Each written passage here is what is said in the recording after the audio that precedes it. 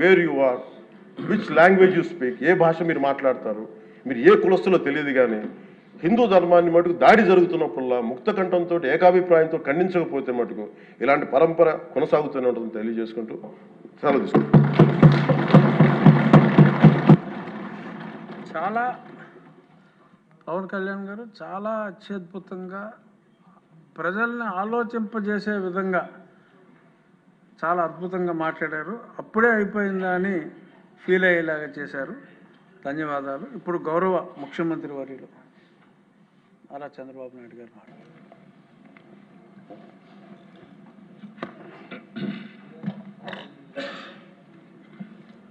అధ్యక్ష,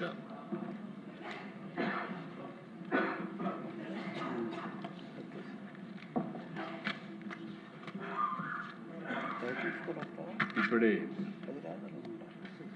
ఉప ముఖ్యమంత్రి పవన్ కళ్యాణ్ గారు మాట్లాడారు.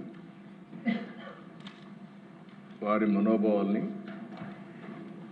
వారి ఆవేదన కూడా వారు తెలియజేశారు.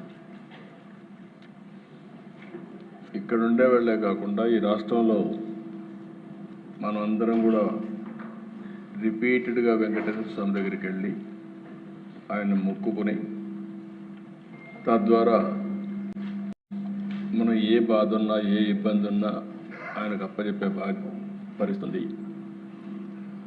అయితే దిశ 1924 చాలాసార్లు ఆవేదన చెందాం, బాధపడ్డాం. బాధపడిన తర్వాత చాలా ప్రొటెస్ట్ కూడా చేశాం. రాష్ట్రంలో వెంకటేశ్వర స్వామికి అన్యాయం జరుగుతూ ఉంది, దేవాలయాలపైన దాడులు జరుగుతున్నాయి, ఎవరన్నా ఎదిరించి మాట్లాడితే వాళ్ళందరి మీద విపరీతమైనటువంటి కేసులు పెట్టి హెరాస్ చేసే పరిస్థితి వచ్చింది. నేను కూడా ఒక బాధితుడిని. రాముడి తల తీసేస్తే అక్కడికి పోయి అక్కడ ఏం జరిగిందో వాస్తవాన్ని ప్రజలకు తెలియజేయాలనుకుంటే